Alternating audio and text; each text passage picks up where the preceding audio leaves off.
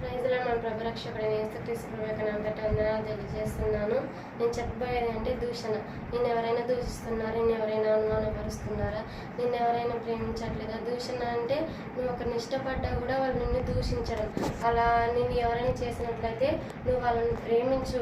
ఎందుకంటే నీ శత్రువులను కూడా ప్రేమించమని ప్రభు యేసుక్రీస్తు సెలవిచ్చుచున్నాడు కదా. కాబట్టి నిన్ను ఎవరైనా దూషించినా కూడా వాళ్ళకి నువ్వు ప్రేమను పెంచు. నీ ప్రేమను పంచితే ఎప్పటికైనా నువ్వు తిరిగి ప్రేమనే తెలియజేసుకుంటావు. నీ ప్రేమను ఎప్పటికైనా నువ్వు పంచితే ఆ ప్రేమ నువ్వు తిరిగి పొందగలుగుతావు. కాబట్టి ఒకరిని దూషించాలని వాళ్ళపైన పగ ప్రతీకారం ఏమీ పెట్టుకోకుండా వాళ్ళని కూడా ప్రేమను పెంచాలి. అలాగే ప్రభువైన యేసుక్రీస్తు కూడా మన పైన ప్రేమను పెంచాడు కదా.